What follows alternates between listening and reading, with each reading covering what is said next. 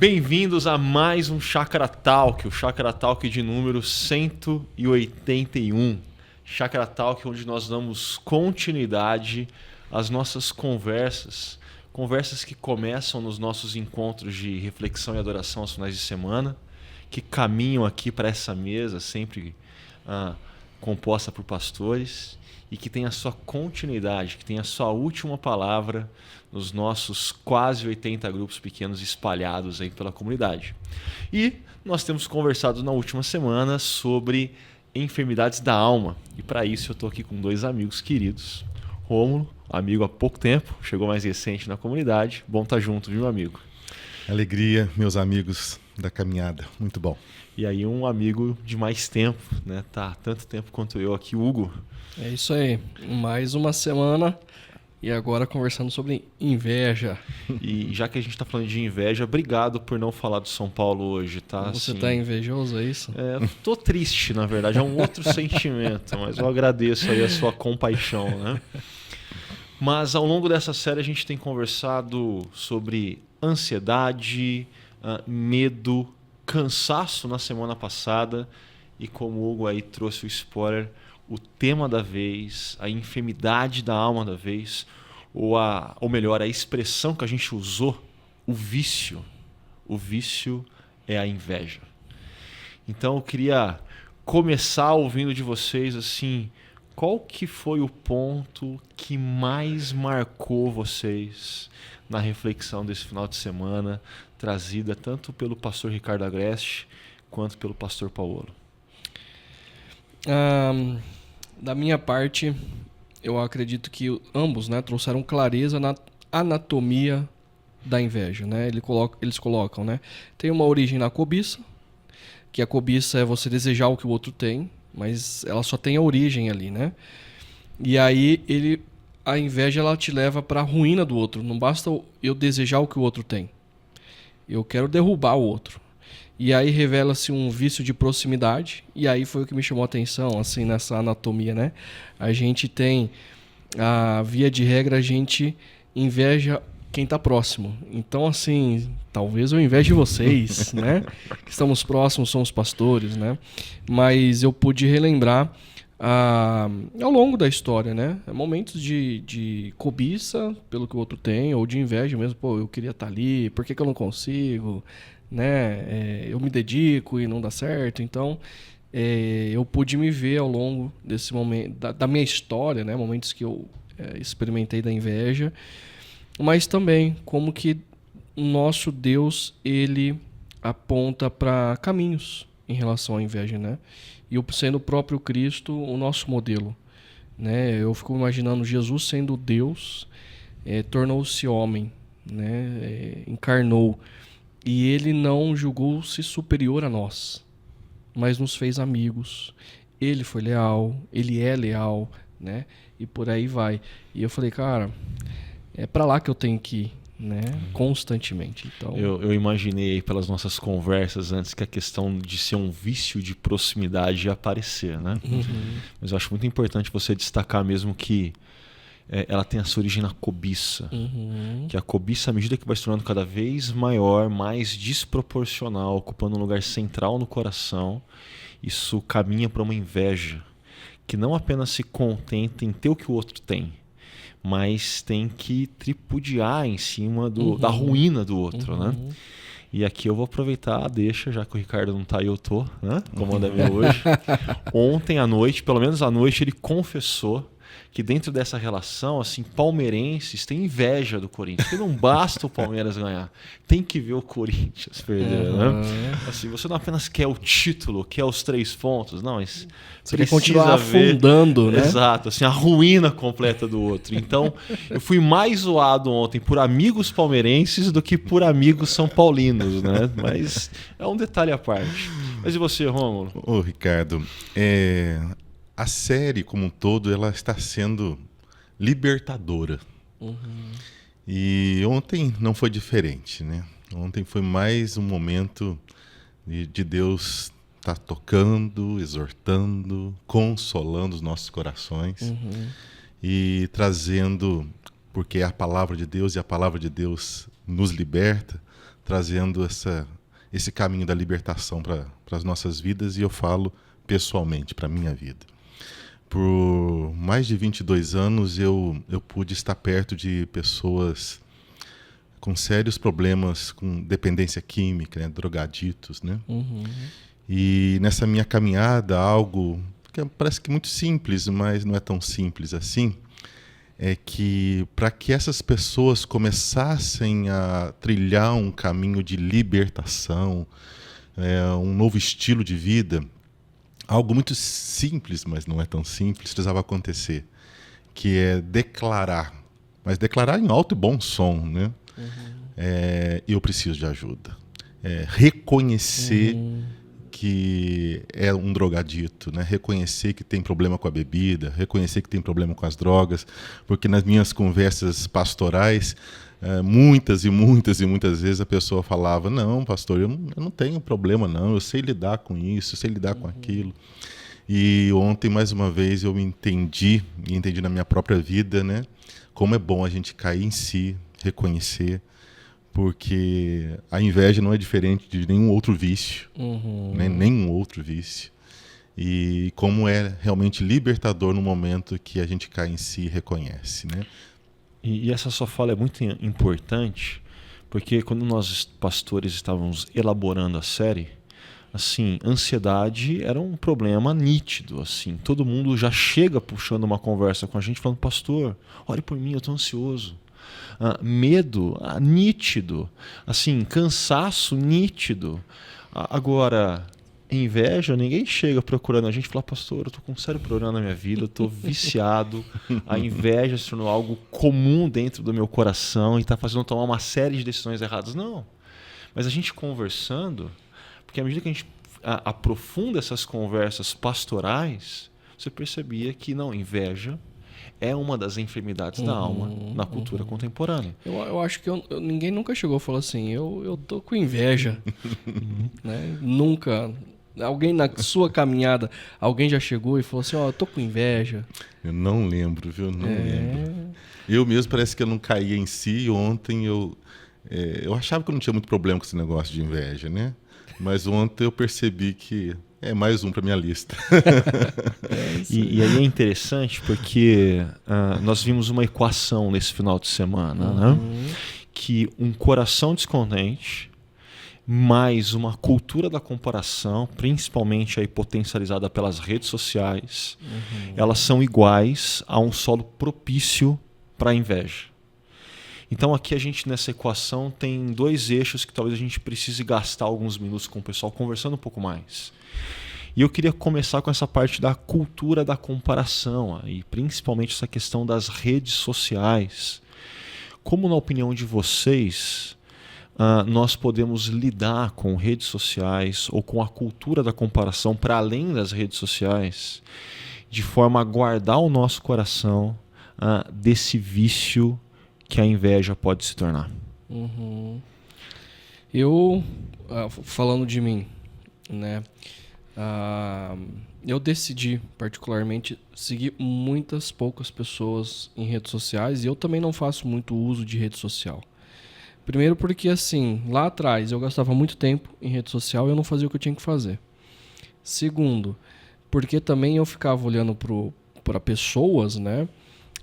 E eu percebi o meu coração maldoso. E eu tô sendo honesto, né? Do tipo assim, fulano de tal tá fazendo tal coisa. E, tipo assim, não é o meu papel ficar julgando a partir de foto, a partir de comentário, etc, né? E a terceira coisa também é assim, mas o outro tá melhor do que eu. E a rede social sempre vai te colocar para baixo, né? Eu acho que lá atrás existiram motivações corretas. Poxa, eu vou me encontrar com um amigo do meu primário, vou encontrar um colega do ensino médio. Pô, legal. Eu acho que lá atrás tinha isso. Mas a rede social, eu acho que ela ganhou uma outra perspectiva. E ela te gera tristeza, ela te gera insatisfação. A minha decisão pessoal é: eu sigo pouquíssimas pessoas, porque se eu tiver interesse por elas, eu quero me conectar a ela. Não as imagens que ela está me passando, não aquela persona que ela está passando, né? E eu acho que uma das coisas que Jesus ele coloca de que o olho, né? Ele fala assim, se os seus olhos forem bons, todo o seu corpo será bom. É claro que ele está falando no contexto da sexualidade ali. Mas se os seus olhos forem maus, todo o seu corpo estará em trevas. E uma das questões é que nós somos atraídos pelo que nós vemos. E isso influencia a gente o tempo todo. E eu decidi, eu quero ver coisas boas. Então, a função da rede social para mim é ter referências, e referências boas. Mas na medida em que os meus olhos passam a cobiçar ou a invejar, eu falo assim, não, eu não quero isso. Então é a maneira como eu lido em relação às redes sociais. Porque, de fato, como o Ricardo brincou ontem no Encontro das 11, o pessoal de marketing é bom demais em fazer com que você deseje aquilo que você não precisa e fazer com que você se sinta diminuído.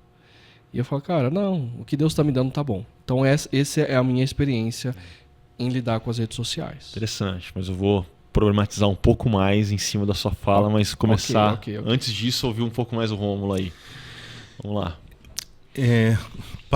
Como pastor, eu tenho visto muitas pessoas e a gente tem a tendência de falar dos mais jovens, né? E realmente os mais jovens nesse campo da comparação, eles têm sofrido muito. Já estão sofrendo por todo esse momento histórico que tem gerado tanta ansiedade. E para completar, a ansiedade cresce porque as redes sociais vai colocando um jeito de ser, uma realidade de corpo, uma realidade de sucesso. E que nós que já somos um pouco mais maduros, a gente sabe que muito daquilo é tão vazio, tanta mentira, né? E a gente começa a não ser tomado... Não dá valor para aquilo. Não dá valor para aquilo. Embora nós adultos e muitos casais, muitas famílias, por dedicar muito tempo a isso, e essa dedicação de tempo, de foco, de prioridade nas redes sociais, tem catequizado muita gente. Tem conduzido a ideologias, tem conduzido a certos esquemas de vida, estilos de vida, propósito de vida. Então, nós cristãos, nós somos aqueles que precisávamos dedicar tempo àquilo que realmente vai glorificar o nosso Deus e trazer bem ao nosso próximo. Então, eu creio que passa muito por essa relação de reverência a Deus e de sabedoria, e para a gente não ficar aí sendo tomado e dominado pelas redes sociais. E é interessante ouvindo vocês, porque não apenas vocês, mas acho que em qualquer mesa como essa, em uma roda de conversas, fica claro para as pessoas que o uso demasiado de tela ou de redes sociais, não necessariamente são sinônimos, né? É prejudicial. E para diferentes faixas de idade tem diferentes prejuízos. Mas às vezes as pessoas, elas, diante dessa consciência, elas acabam fazendo um movimento de pêndulo, né? Saindo de um extremo para o outro, ou pelo menos tentando. E eu lembro que em 2020, se eu não me engano, ou perto de 2020, saiu um livro que ficou muito popular, chamado Opção Beneditina, um livro escrito para cristãos, discípulos de Jesus, sejam eles católicos ou protestantes, e que defendia a tese de que, diante de um mundo cada vez mais avesso aos princípios e valores do reino de Deus, a um mundo que tem estruturas, seja analógicas ou digitais, que vão na contramão, qual é a opção? A opção beneditina, se retirar. No caso das redes sociais, você ser aquele low profile ao extremo, de você não ter conta em nenhum tipo de rede, de você, assim... smartphone para quê? Eu vou usar aquele Nokia tijolo antigo, né? Que recebe e SMS. faz ligação com SMS no máximo. Então existe esse tipo de movimento de pêndulo, a gente de sair de um extremo para o outro. Só que, vamos ser honestos, aqui todos nós temos Instagram. Eu uso pouco, mas eu tenho. A Chácara tem um Instagram nosso como comunidade maior, os nossos ministérios etários têm. Então, nós estamos inseridos nesse mundo digital de redes sociais. E acho que a grande questão que a gente está começando a conversar aqui tem a ver com como a nossa presença nesses lugares acontece. Com que tipo de intensidade, de dedicação de horas, quais são as prioridades que isso está demonstrando, qual é a reverência que a gente está lidando com, inclusive as coisas que chegam. Né?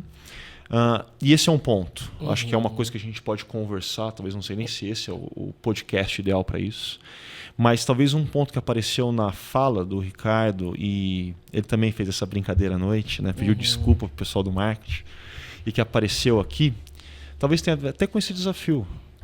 Como profissionais do marketing, que são discípulos de Jesus, podem atuar de uma forma distinta, de uma forma que eles são profissionais excelentes na sua área, fazendo uso das redes sociais, demonstrando os valores dos produtos que eles estão tendo de vender, mas sem caminhar numa espécie de lógica que força a necessidade no outro, custe o que custar, sem com que eles adotem padrões de trabalho que sejam contrários assim ao reino de Deus. E aí, como que vocês veem essa questão, seja da presença, seja do desafio do profissional do marketing hoje? Eu creio, e nós cristãos reformados, nós cremos que todo trabalho é sagrado. E se todo trabalho é sagrado, ele é feito sempre na perspectiva, novamente quero repetir aqui, para a glória de Deus, para o louvor do nome de Jesus e para o bem do próximo. E também para o bem da nossa casa, é o salário, tudo isso são motivações muito nobres. Então, esses profissionais cristãos, eles têm que fazer o melhor mesmo, e ali é um mercado, é um trabalho, estão vendendo produtos, e muitos que fazem parte da nossa vida, da nossa sociedade, está tudo certo, né? Então, eu creio que eles precisam resgatar esse conceito cristão, reformado, que eles fazem com Deus, eles fazem para Deus, eles fazem para a glória de Deus, e o trabalho deles é tão sagrado como o nosso aqui, né? Que houve um tempo que achava que sagrado era só o trabalho do pastor e do missionário, né? E não, o trabalho desse nosso irmão, dessa nossa irmã do marketing e dos demais é sagrado igual ao nosso. Na chácara a gente tem um termo de cocriação, né? A gente usa que nós estamos participando com Deus da restauração de todas as coisas, que é exatamente isso. É para a glória de Deus, é para o bem do próximo, mas eu também sou cuidado com isso. Mas uma coisa que eu acredito que possa trazer norte, e complementando o que o Rômulo falou, é aquilo que eu faço prejudica. Aquilo que eu faço vai fazer com que a pessoa, e aí na área mais de marketing, né, que a gente está falando aqui, né, ou de vendas, aquilo que eu faço, aquilo que eu promovo, aquilo que eu estou divulgando, vai fazer com que as pessoas se sintam diminuídas? Vão fazer com que as pessoas desejem aquilo que elas não precisam? Então eu acho que são caminhos aí de uma reflexão mais profunda. E a gente pode pensar fora de uma outra maneira de fazer marketing, de maneira positiva, não só a parte negativa. Então, uma vez eu estava lendo uma revista de filosofia de marketing, né? E lá escancaradamente dizia que a proposta, pelo menos daquela perspectiva, era gerar insatisfação nas pessoas. Isso é declarado, né? É vender aquilo que as pessoas não precisam. Agora, como que então, eu sendo um co-criador com Deus, da restauração de todas as coisas, como seria o marketing se Jesus estivesse trabalhando na área de marketing? E eu estou participando da restauração de todas as coisas, e muito provavelmente vai existir marketing na eternidade. Agora, como seria o marketing de maneira restaurada? De maneira com que beneficie um grupo de pessoas, de maneira que beneficie o ambiente em que eu trabalho, enfim. Existem outras formas que não só gerar frustração nas pessoas. Eu acho que isso é uma das maneiras. E a questão da presença na rede social, eu acho que assim, eu estou usando... eu estou participando, igual você falou, eu estou participando com Deus. Na minha existência, eu vivo na presença de Deus. Desde que isso aqui não me domine. Eu posso usar. Desde que isso daqui não prejudique no meu relacionamento com a minha esposa, com o meu marido, o meu relacionamento com os meus filhos. Desde que isso daqui eu não crie um personagem onde eu queira ficar mostrando para as pessoas aquilo que eu estou vivendo. E, tipo assim, cara, mas por que eu tenho que ficar postando toda hora para todo mundo que eu estou comendo, para onde eu estou viajando? Qual que é a minha motivação por detrás disso? Por que eu estou querendo divulgar minha vida pessoal? Isso aí é uma reflexão pessoal minha, entendeu? Porque elas não, às vezes eu tô na praia, eu tô preocupado com o que os outros vão pensar da minha foto, enquanto as minhas crianças estão brincando na minha frente, e eu tô deixando de construir castelinho de areia pra ficar postando foto. Então, assim, não tem problema postar uma foto de uma praia, cara, da beleza da criação de Deus. Mas, assim, qual que é a minha motivação nisso? Então, eu acho que é uma das reflexões que pelo menos eu faço antes de me envolver com isso, né? Ou existem pessoas que trabalham nas redes sociais e o exercício é, fazer perguntas profundas e de motivações, compreendendo o porquê que eu tô ali. E isso que você traz, Hugo, para mim é muito interessante porque você mata 2 coelhos com uma cajadada. Tanto o profissional do marketing que atua profissionalmente com redes sociais, quanto um usuário que usa por hobby, vamos assim dizer, ele tem o mesmo desafio. Ele precisa perceber que antes de ser um profissional ou um usuário, ele é um discípulo de Jesus.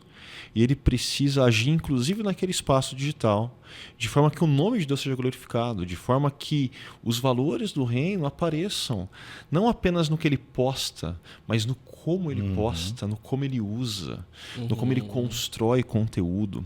Então existe um baita de um desafio, porque o padrão hoje, não apenas das redes sociais, mas da estrutura do marketing, é algo que muitas vezes vai na contramão.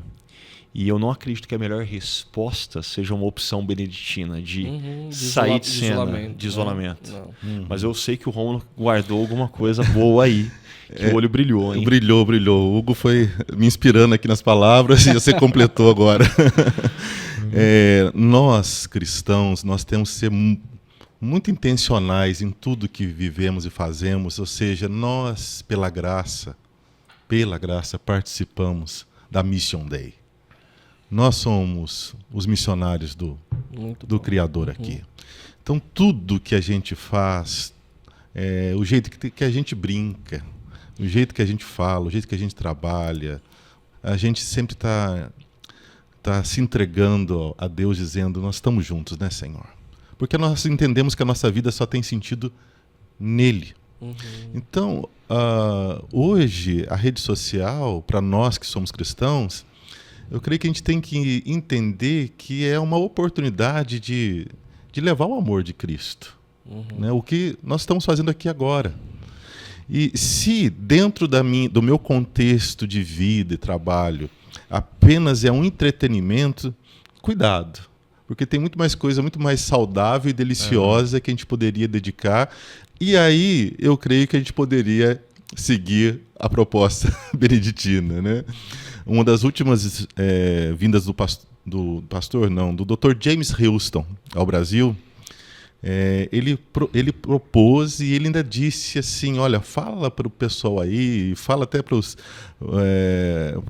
católicos romanos, que nós também protestantes somos beneditinos, no sentido de há muitas propostas de vida, propostas de santidade, de piedade, e uma delas de desacelerar. E realmente focar naquilo que nós, nesse pouco tempo que temos aqui, remindo o tempo, precisávamos focar. Né? Então, eu creio que para alguns que não está envolvido num trabalho, que não tenha, talvez, usar como instrumento, talvez seja bom tirar do celular, o Instagram, e deixar o celular o mais burro possível. Mas esse Nokia antigo aí que você está falando, talvez seja uma ótima ideia para muitos. Só fazendo uma pontuação aqui na minha fala, o livro que eu citei é um livro que parte da tradição beneditina, mas que ele tem esse foco e essa tese bem clara. Uma proposta de isolamento do mundo, seja ele analógico, seja ele digital. Uhum. Mas, de fato, a tradição beneditina em si é muito mais ampla. Uhum. E é belo quando você pensa assim, de estar integralmente onde os seus pés estão. Uhum. Porque muitas vezes a tela nos rouba do lugar onde os nossos pés estão. Uhum.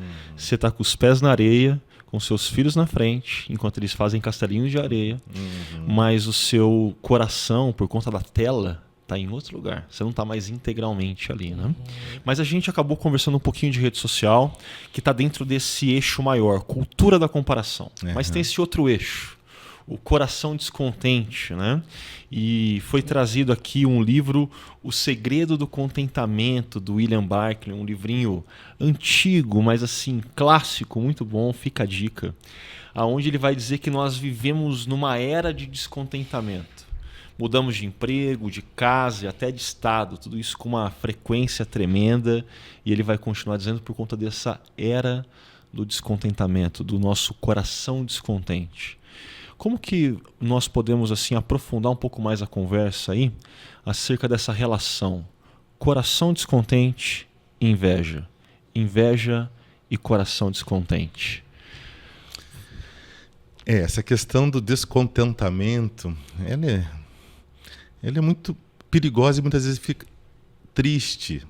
Triste porque nós, volta a dar essa ênfase, nós cristãos, seguidores de Jesus, que encontramos, ou fomos encontrados melhor ainda falando, né? Encontrados pela fonte da vida, pela água da vida, pelo pão da vida, pelo bom pastor. Uma palavra bíblica poderosa e abrangente é que nós fomos saciados. Então, se existe um povo que ri com facilidade, que chora também com facilidade. Facilidade no sentido bom, né? Não chorão, assim, à toa, né? Mas que tem compaixão, que chora com os que choram, que se alegra com os que se alegram. Esse povo é o povo que encontrou o Cristo. Como uma velha canção, né? Da minha infância dizia, né? Satisfação é ter a Cristo, né? Então... Mas nós vivemos num mundo assim, e nós somos tomados por descontentamento, por essa insatisfação. Eu creio que há uma boa insatisfação às vezes, né, que nos leva a questionar algumas coisas na nossa vida, e a gente ter mais sede de Deus, mais sede de relacionamentos mais profundos, de uma vida mais verdadeira, autêntica, né? Mas como foi tratado e trabalhado nessa mensagem é essa insatisfação que me leva a ficar longe da minha amada, que está comigo há 27 anos, que me leva a ficar longe dos meus amigos, sejam os mais antigos ou vocês que são os mais novos, porque o meu coração enganoso nunca se aquieta e nunca celebra com aquilo que Deus tem me dado, aquilo que Deus tem feito. E essa incapacidade, às vezes, de enxergar e de celebrar o que Deus tem feito, que Ele, no dia a dia, tem derramado tanta graça, é o pão nosso de cada dia, né? Que tem a ver com tanta coisa, tanto sustento, Ele próprio se entregando, e o meu coração, muitas vezes, focado e enganado, e indo na direção de outras coisas, e por isso, nunca calma e nunca celebra, sempre nunca sacia, né? Nunca sacia. Então, que Deus nos ajude, né? Isso aí. E você, Hugo? Essa questão do coração descontente, eu acho que é uma retroalimentação. Seu coração está descontente, aí você se compara com outro, que te gera mais descontentamento, né? Isso em várias fases. Eu lembro da minha adolescência, eu acho que essa fase da adolescência, da pré-adolescência, da adolescência, é a pior fase, talvez, da existência humana em relação à comparação. Porque assim, é nessa fase que eu não tenho roupa, eu preciso de roupa nova toda semana, né? Precisa de roupa nova, meus brinquedos são velhos, meus jogos são velhos, eu não viajo para onde meus amigos viajam. Eu acho que é uma fase de comparação, até mesmo por conta da identidade, quem sou eu. Mas muitos levam isso, estendem essa imaturidade de não estar não ter contentamento com a sua existência, com quem você é, porque também é uma fase... eu estou descontente com o meu corpo, eu estou descontente com a minha voz, eu estou descontente com onde eu moro e por aí vai. Eu estou descontente com o carro. Quantas vezes assim... pai, não eu, né? Pai, me deixa na esquina porque eu tenho vergonha do meu carro. Né? Então, assim, colegas meus, ou eu mesmo, me recordo de várias coisas. Só que aí a gente começa a levar isso para a juventude e a gente estende para a vida adulta. Né? E como o Rômulo bem disse, é um grande vazio. Só que a gente foi doutrinado, de certa forma, ao longo de filmes, né? De desenho animado na nossa época, agora de seriados, da Netflix, etc. Né? Você nunca tem satisfação naquilo quem você é e naquilo que você tem. Então, eu acho que a nossa cultura, ela caminha para essa forma, porque ela gera dinheiro, ela gera insatisfação, ela gera descontentamento, ela gera comparação e por aí vai. Mas o ponto daí é que quando nós encontramos a fonte de vida, a fonte de satisfação, que é Cristo, Jesus ele vai levar a gente para o mais profundo. Não tem como. E eu preciso olhar para dentro do meu coração. E é por isso que assim, eu concordo plenamente com a equação que foi mostrada. Coração descontente, mas cultura da comparação igual a um solo fértil para a inveja. Exato. Mas quando eu olho para os desafios que a gente encarou esse final de semana, né? A da amizade, o do encorajamento, da lealdade, o do reconhecimento, para mim parece que muito mais...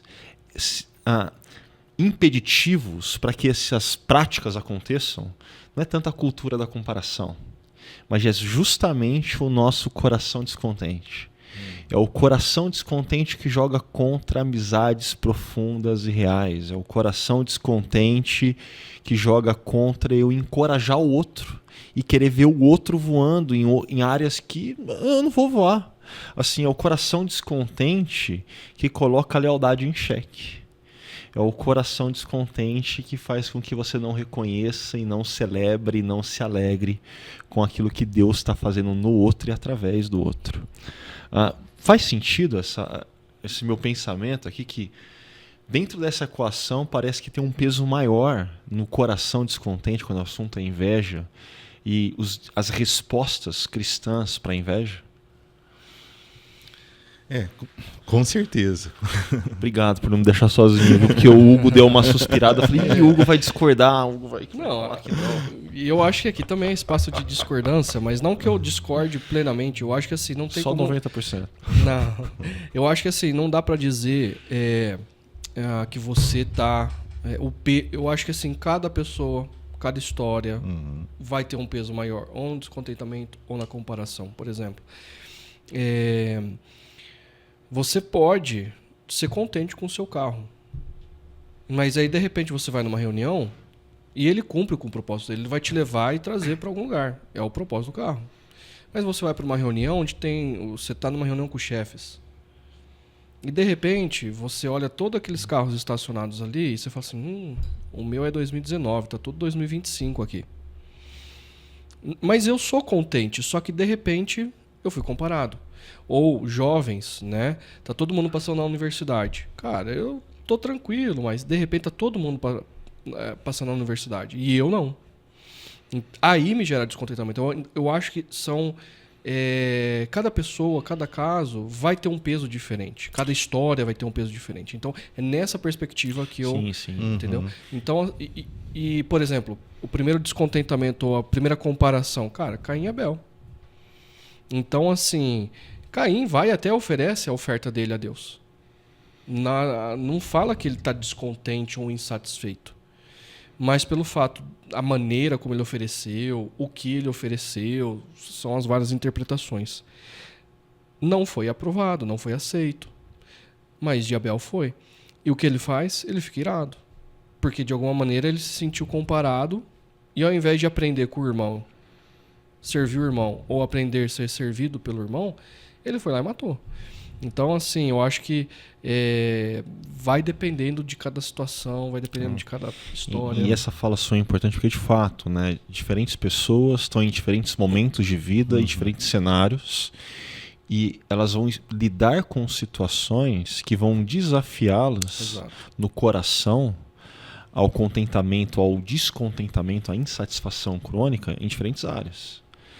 E é interessante perceber que, assim, diante desses desafios, o que vai ser central, fundamental, é qual é a opção que a gente faz no coração.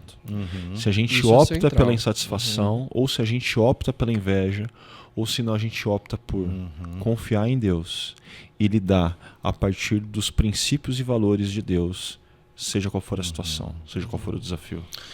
Quando Paulo lá em Filipenses fala que ele aprendeu a viver contente em toda e qualquer situação, né? Mostra que existe um caminho, existe um aprendizado. E eu creio que todo ser humano e nós, seguidores de Cristo, nós precisamos nos atentar que esse caminho da celebração, da gratidão, esse caminho de acalmar o nosso coração e não deixar que ele nos engane tanto com essa sede louca, enganosa que nos toma muitas vezes. Ou seja, nós, assim como o apóstolo Paulo, nós podemos aprender a viver contente em toda e qualquer situação. Mas eu quero fazer uma curva aqui, ou vocês têm algum ponto que vocês queriam aproveitar? O tempo está passando rápido, cara. Conversa boa. Eu gostei da fala do Rômulo, de que é um aprendizado. E, assim, a Bíblia, ela nunca vai esconder. De Gênesis 3 a Apocalipse 21, a gente é marcado pela cobiça, a gente é marcado pela inveja, não tem como. Eu não lembro qual que era o salmo, o Ricardo até citou, mas eu esqueci o número do salmo, em que o salmista ele fala: Deus, caramba, hein? Eu tô aqui me dedicando. 71. Salmo 71. Eu tô aqui me dedicando, eu faço o que é o certo, eu faço o que é o correto. E olha o desgraçado ali, faz tudo errado. A crise do justo diante do sucesso do ímpio. Exato. E ele se dá bem na vida. E eu não. Eu tô só levando caldo. É um atrás do outro. Aí ele fala: mas quando eu entrei na presença do Senhor, no Santo Templo, aí eu entendi as coisas. Né? Então, eu acho que é um aprendizado. A Bíblia não esconde. O salmista ele não esconde a inveja dele diante da prosperidade do ímpio, né? Daquele que não segue ao Senhor. Mas ele derrama diante de Deus, fala: Deus, eu senti isso mesmo, mas na tua presença, o meu coração, na tua presença, o meu descanso, na tua presença, a minha identidade, o meu contentamento me preencheu. Mas pegando essa questão de aprendizado e dos desafios que foram colocados para nós, a prática da amizade, do encorajamento, da lealdade e do reconhecimento. Eu queria ouvir de vocês, assim, de forma bem prática, como a gente pode exercitar isso para aprender a lidar melhor com a inveja ao longo da nossa jornada.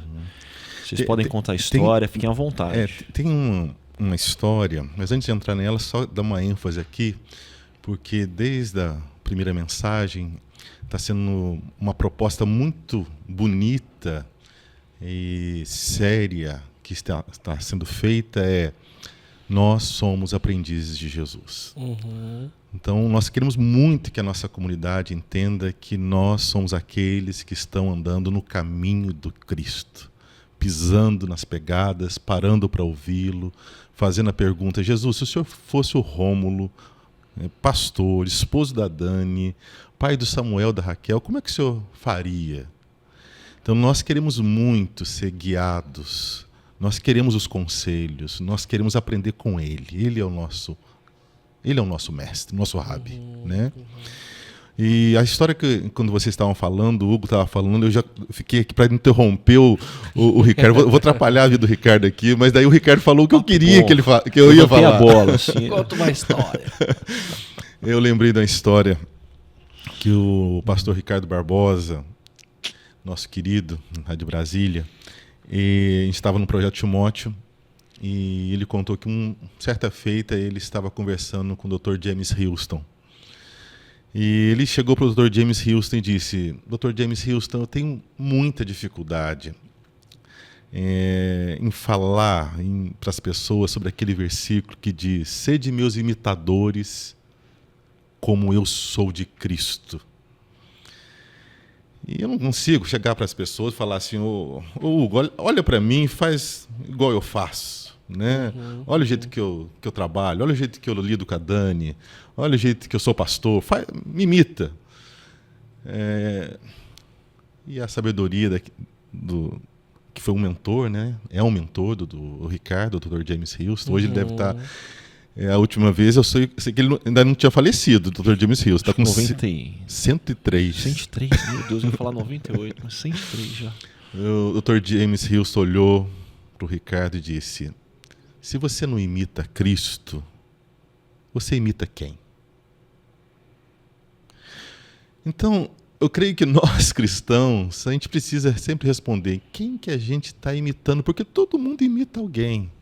Só que nós somos aqueles que estão aprendendo a viver e a ser gente, a ser humanos de verdade, com o ser humano por excelência e mais lindo e poderoso, que é Jesus. Então, eu creio que nós vamos vencer a inveja no momento que a gente realmente dizer: eu sou teu imitador, eu quero caminhar com o Senhor, eu quero viver, como nós estávamos conversando há pouco, eu já fui inserido na família que chama Trindade. Porque a inveja, ela nasce de um coração individualista, um coração que anda sozinho, um coração que foca em si. Mas a partir do momento que eu sou seguidor de Cristo, eu faço parte da Trindade, de uma família, de uma comunidade. E quando eu faço parte dessa comunidade, eu aprendo a celebrar. Assim como Jesus celebrava o Pai, o Espírito apontava para Cristo, aponta para Cristo, e a esse amor, né? Usando a palavra aí dos ortodoxos, a pericorese, né? Eles brincam entre si, eles fazem uma brincadeira de roda, eles se curtem, eles celebram. A Trindade é uma comunidade que nos ensina a viver, e aí a gente vence a inveja. Quando você enfatiza essa questão do reconhecimento, da celebração, eu lembro de um amigo que, quando ele sempre mencionava o texto de chorar com os que choram e se alegrar com os que se alegram, ele reconhecia que para ele chorar com os que choram era muito fácil. Assim, a tristeza tocava o coração dele e ele se compadecia, ele chorava junto. Mas ele tinha uma extrema dificuldade em se alegrar com os que se alegram. E ele, assim, não tinha crise em confessar essa limitação e falar: olha, essa é a pauta que eu tenho de oração diante de Deus.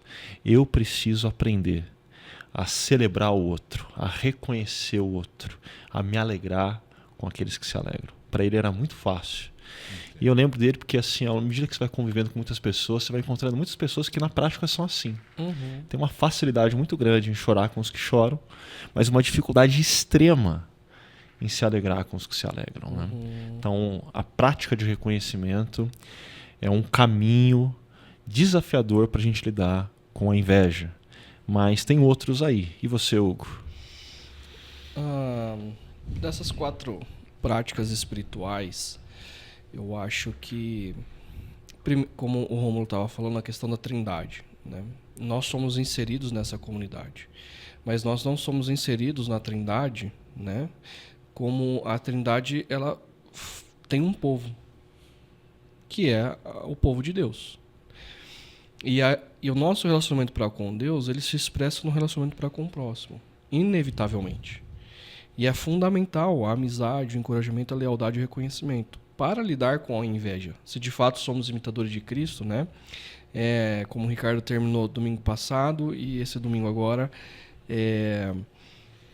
o meu fardo é leve, meu jugo é suave. Aprendam de mim que sou manso e humilde de coração.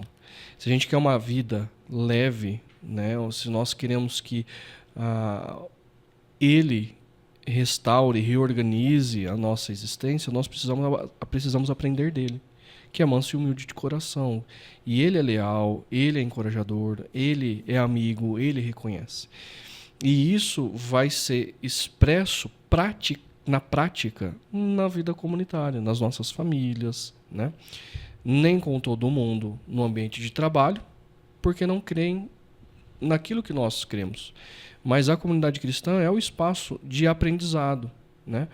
Então, e de poder lidar com esse sentimento de cobiça e de inveja, de poder dizer como seu amigo, cara, eu não consigo celebrar as conquistas dos outros, as virtudes dos outros, eu me sinto inferiorizado. Mas é nesse espaço que o próprio Deus vai trabalhar no coração dele e ele aprender a ser amado e ter contentamento em quem ele é, mas também poder amar e ter contentamento no outro.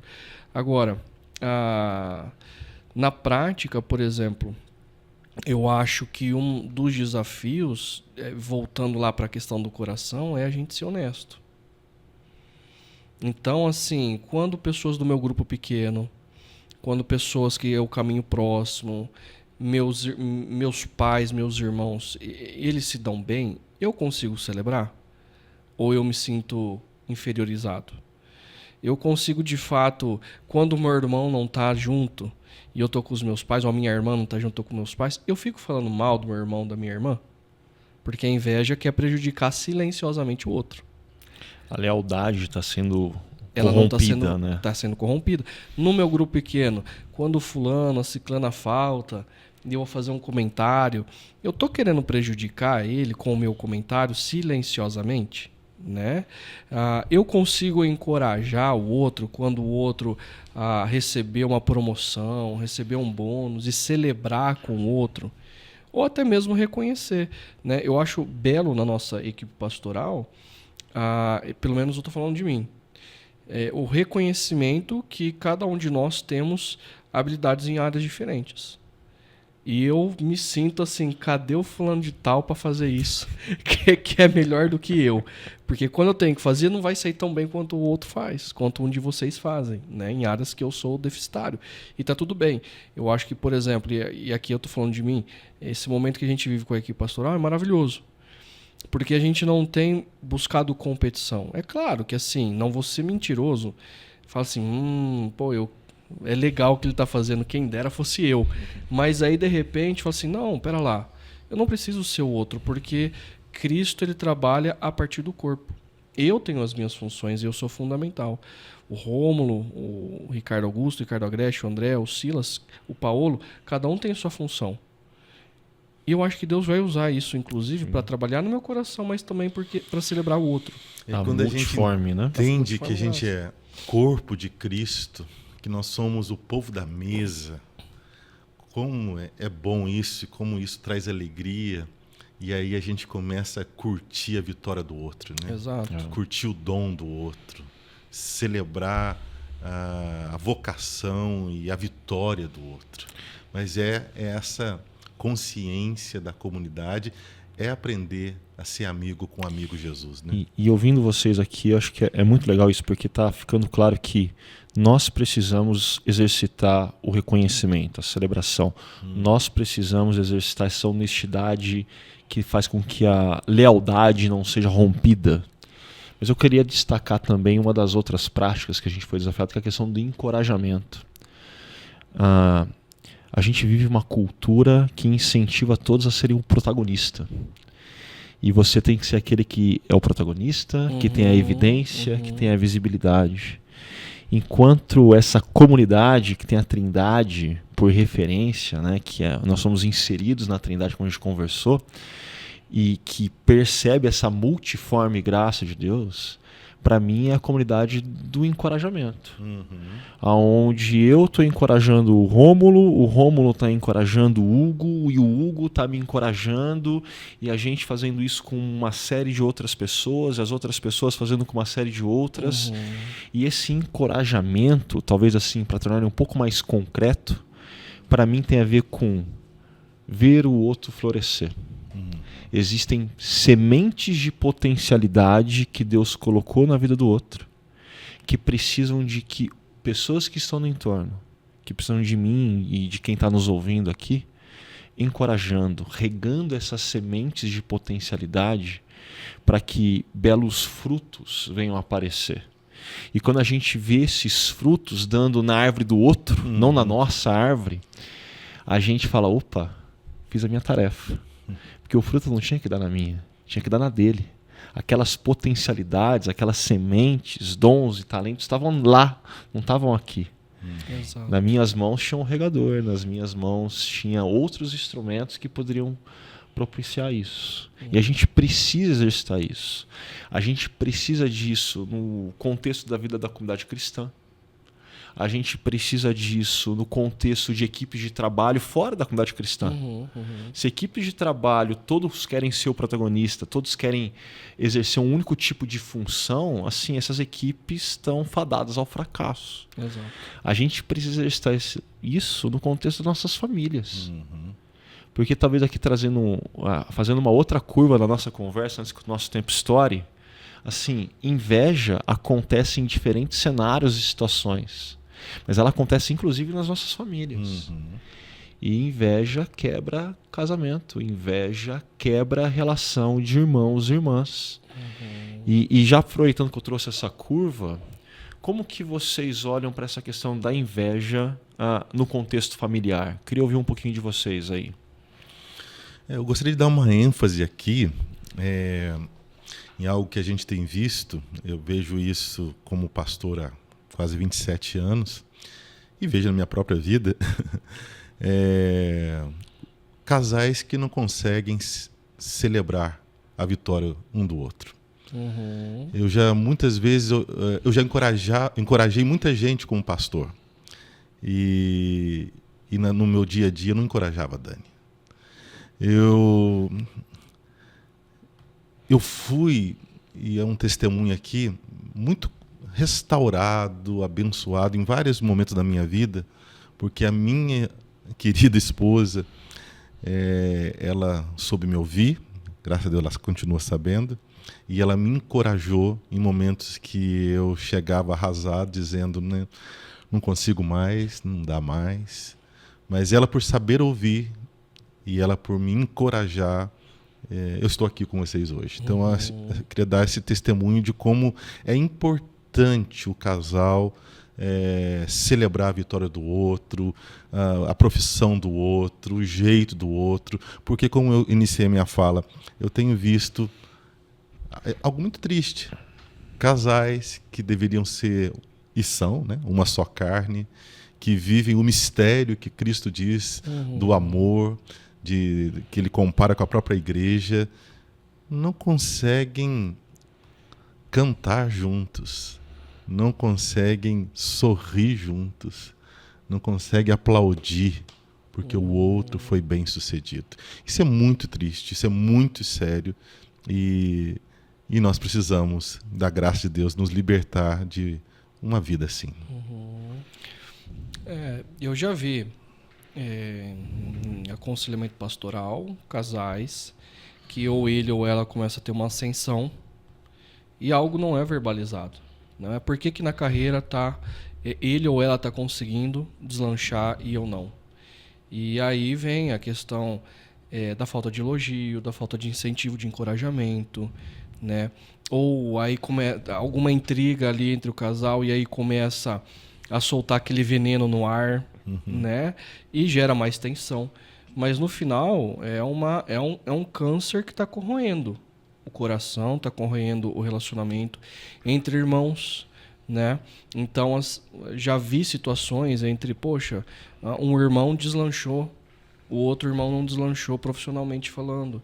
Ou, não, porque o casamento do outro é muito bem e a criação dos filhos vai muito bem, e eu tenho as minhas dificuldades aqui, casamento, criação de filhos, e aí fica aquela comparação de inveja, e aí é aquele veneno que é soltado no ar, né? E vai gerando mais distanciamento. Ao invés de sondar o coração, perceber que, poxa, o outro, por que eu estou me comparando? Por que eu estou prejudicando o outro? Né? Quando o outro não me fez nada. Por que eu estou tendo inveja do casamento do outro, do crescimento profissional do outro? E eu poder celebrar, eu me entristeço. Eu poder encorajar, eu fico quieto. Então, eu acho que isso é um assunto muito sério. Existe. Qual que é o papel? Reconhecimento pessoal, a confissão diante de Deus e a aproximação para com o outro.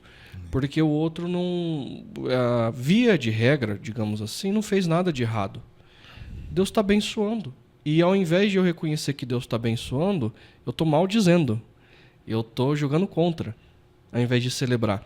E se o meu cônjuge perder o trabalho e não for bem, eu prejudico a minha família. E eu não tô percebendo e assumindo isso.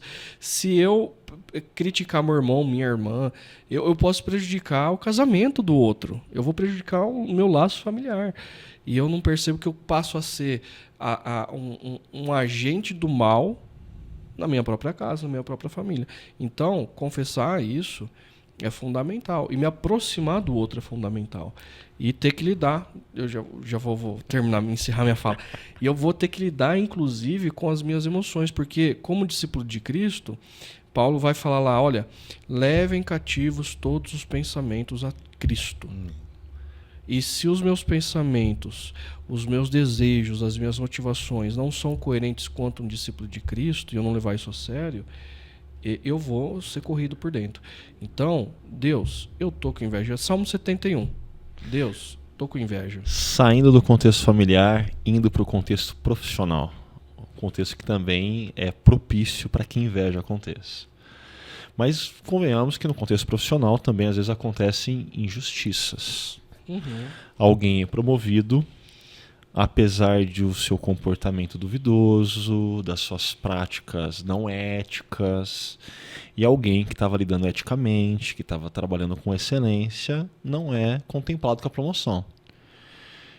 Existe a possibilidade de um sentimento diante de uma injustiça se transformar numa inveja ou não? E como lidar com esse sentimento de injustiça? Até mesmo para que ele não se torne uma inveja, caso seja possível isso acontecer. E aí? É com vocês. Vamos lá. Faça de novo a pergunta. Contexto de trabalho, quando injustiças acontecem, ela pode se tornar uma inveja? Se sim, como cuidar do coração para que isso não aconteça? Eu acho que pode se tornar uma inveja, sim. Uma injustiça foi cometida, eu deveria, ou pelos relatórios, eu era a pessoa mais indicada para estar lá. Mas o outro foi para lá, e isso não é justo, né? Talvez tenha aí um QI no meio do caminho, foi para o meu lugar. E aí, de repente, além de cobiçar o lugar do outro, que injustamente foi colocado lá, eu quero prejudicá-lo. Então, nas reuniões à parte, eu vou falar assim, mas ele teve alguém que indicou. Mas o outro não tem a capacidade para estar lá. Mas quem deu a ideia fui eu. E aí eu começo a querer prejudicar o outro e que ele perca o cargo, né? Então eu acredito que sim. Foi colocado lá de maneira imprópria? Foi. Isso gerar uma inveja? Sim. Agora, nós vivemos num mundo caído. Os sistemas, os processos, as lealdades, elas são disfuncionais, né? E eu preciso colocar isso diante do meu Senhor, falar, Deus, eu não concordo com o que foi colocado. E qual é a minha identidade? Minha identidade, ela está afirmada no cargo que eu deveria estar e não estou, e a outra pessoa foi colocada de maneira injusta, ou eu confio de que Deus está conduzindo a história, de que Ele está vendo toda essa situação, e que eu continuo sendo filho amado e Deus continua me preservando. Agora, como que eu vou lidar com essa injustiça, né? A gente pega as várias histórias bíblicas, José, Daniel, como que eles lidaram com as injustiças que foram criadas contra eles. Então, eles me parecem que tinham uma identidade muito firmada no amor, no cuidado de Deus, e como Deus estava soprando. Só que, como Deus ele trabalha na história, não só pontualmente, a situação de José foi revertida, a situação de Daniel foi revertida, entre aspas, né? Por um propósito maior. E eles aprenderam a confiar num Deus que está conduzindo a história. Agora, pode ser que foi colocado injustamente ali, mas dali alguns meses, dali alguns anos, uma outra situação pode surgir e eu ser colocado lá, né? Ou Deus vai abrir outras oportunidades. Então, a questão da confiança, num Deus que está conduzindo a história, ela é fundamental nesse momento também. E eu tenho que lidar com a inveja. Poxa, de fato foi colocado injusto, de fato eu gostaria de estar lá. Deus, Salmo 71. Eu não concordo não. Mas aí eu vou para a presença do meu Criador. Quem eu sou diante desse Deus? Eu confio que Ele está conduzindo a história. E lidar com a proximidade. Sirva ao outro. E você, Rômulo? Então, eu creio que nós temos que sempre ficar muito atentos aos valores e aquilo que nos motiva, qual que é a motivação que tem realmente ocupado o nosso coração. Porque o grande modelo nosso, ou o nosso modelo, é Cristo. E o nosso Cristo, em muitos momentos, ele não foi, diante dos olhos humanos, bem sucedido. E se a gente olhar para muitos personagens humanos, não foram muitos deles bem sucedidos. Né? A gente olha para um Jeremias, a gente olha para o apóstolo Paulo, solitário, Oséias. Então a gente precisa, muitas vezes, não perder o foco da nossa existência, da nossa identidade, como o Hugo nos lembrou. E porque senão a gente vai entrar numa cadeia aí, num rio, nós vamos fluir aí numa correnteza que vai nos massacrar, porque nós vamos provar de muita injustiça. E nós vamos, nessa oportunidade, porque para nós as dores, os vales, os montes, os desertos são oportunidades da gente celebrar a companhia do Cristo, de sermos parecidos com Cristo, de amarmos, de darmos a outra face, de andarmos mais uma milha, de vencer o mal com o bem. Então nós não podemos perder de vista o propósito da nossa existência. Bom. O propósito da nossa existência não é eu ser bem-sucedido como um pastor. Eu quero muito ensinar com amor, eu quero muito escutar as pessoas, eu espero terminar meus dias sendo fiel ao meu Senhor. Mas nós somos daquele que já dizemos que em Cristo nós somos mais que vitoriosos, ou seja, a gente já venceu. A nossa vida já tem sentido. A nossa vida já tem propósito. E não por aquilo que eu vou fazer ou deixar de fazer, ou conquistar ou não conquistar. Muito bom. Por causa do Cristo. Quase chegando ao final. Quase. Quando a gente fala de inveja, no imaginário popular brasileiro vem uma série de coisas, assim, como, por exemplo, a expressão olho gordo, aquela preocupação com as pessoas, por conta dos invejosos, alguma coisa vai desandar na minha vida. Uma série de crendices, vamos assim dizer. E eu vou precisar de vocês foco, tá? Porque o tempo está quase no final. O que a Bíblia, o que a palavra de Deus diz acerca disso? Eu acho que ontem ficou muito claro, né, Hugo, que o grande prejudicado da história da inveja foi o Saul. Então, a inveja, ela atinge, ela massacra, ela machuca o invejoso. Então, podem ter inveja, podem ter... Isso não atinge ninguém. Isso aí realmente é algo aí de crendices. Tem nada de Bíblia. Porque a nossa vida é guardada, é sustentada, e nós não precisamos temer e nem fazer nenhuma sessão de descarrego para que a gente se livre das invejas, né? É o invejoso só que vai perder nessa história. Eu diria que assim, de fato, olhando para a nossa cultura, existem essas crendices, né? Essas superstições. E a superstição é como se aquilo que eu penso pudesse exercer poder sobre uma outra pessoa, sobre uma situação, ou tirar da pessoa algo de bom que ela iria receber. Os meus desejos podem afetar ao outro, positivamente ou negativamente. Ou eu posso ser afetado por um outro.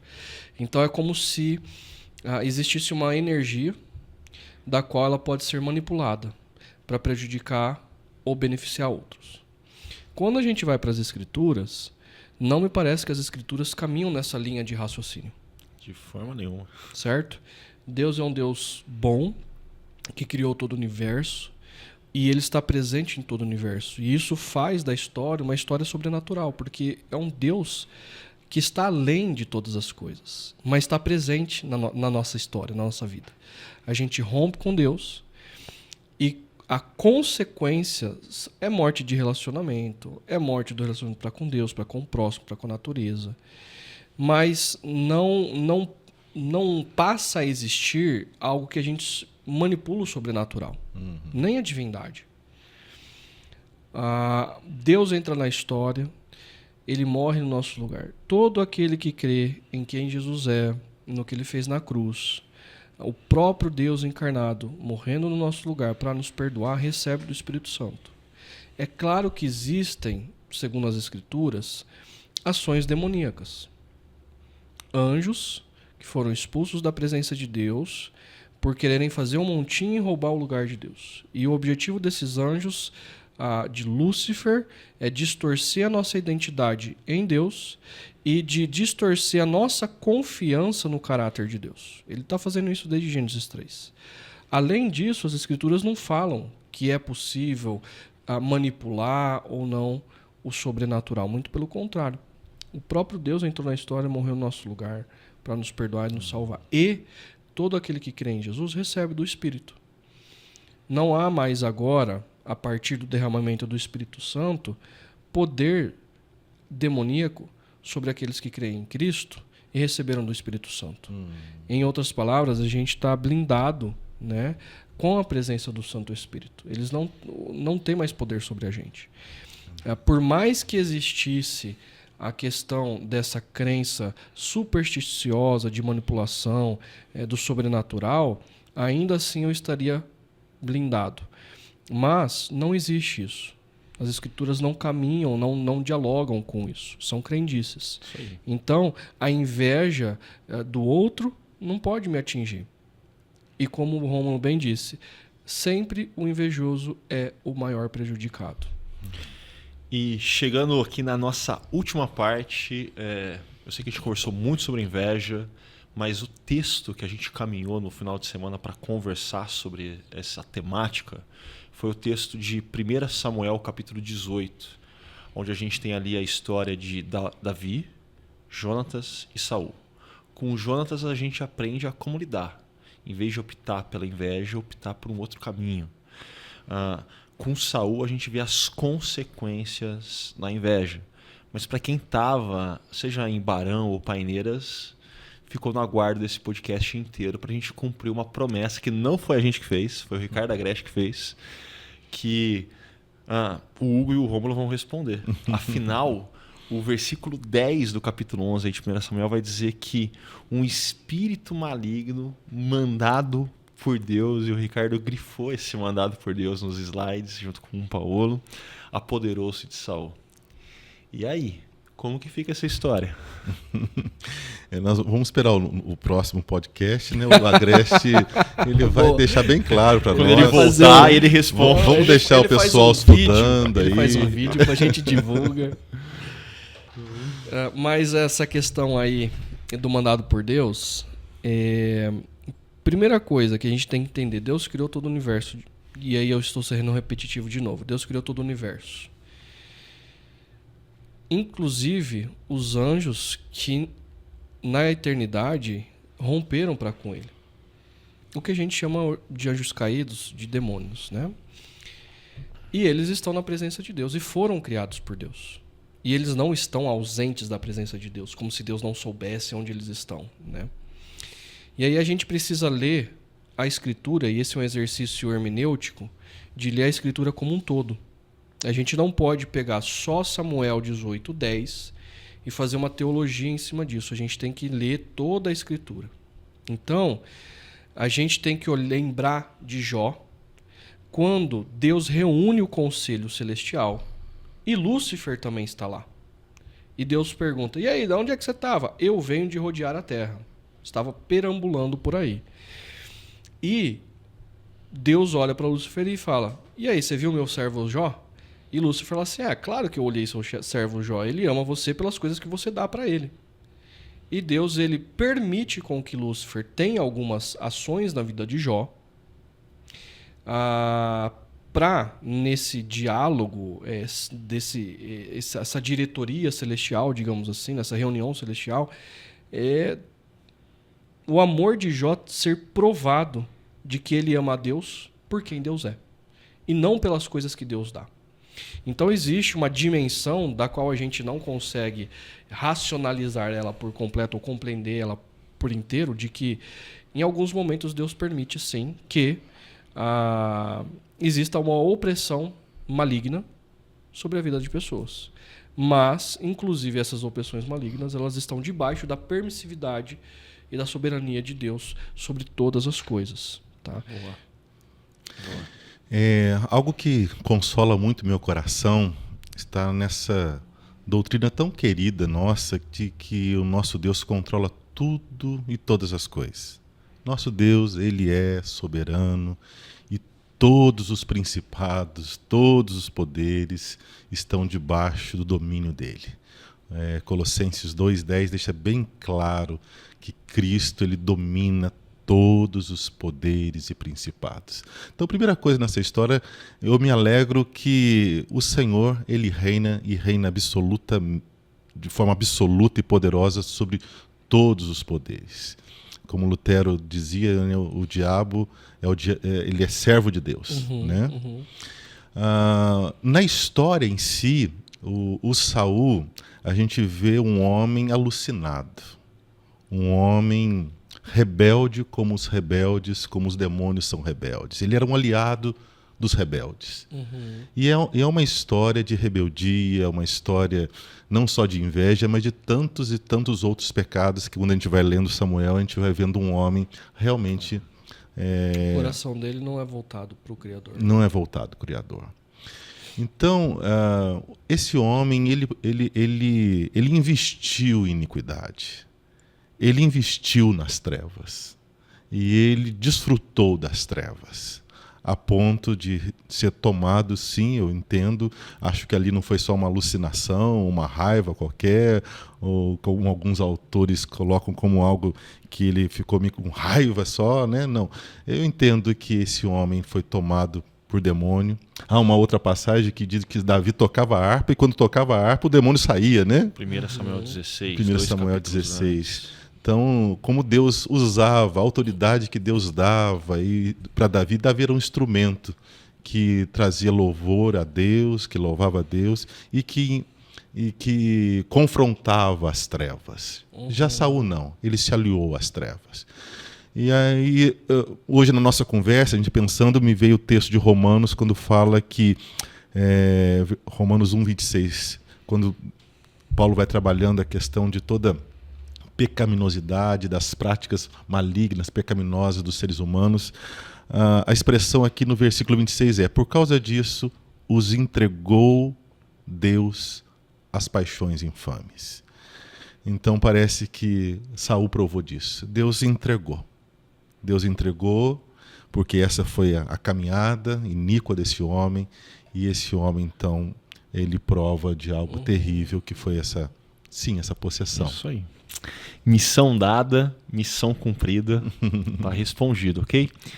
Pessoal, diante desse cenário de coração descontente, mais cultura da comparação como um solo propício para a inveja, não se esqueça, não opte pela inveja no seu coração. Opte pela prática da amizade, pela prática do encorajamento, pela prática da lealdade, pela prática do reconhecimento, ok?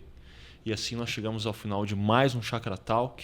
Eu quero lembrar você que nos ouve que essa série de mensagens continua. Domingo que vem, ou melhor, final de semana que vem, nós continuamos.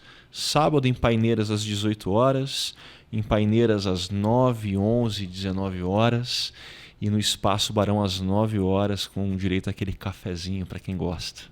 Nos vemos lá. Que Deus te abençoe e até a próxima.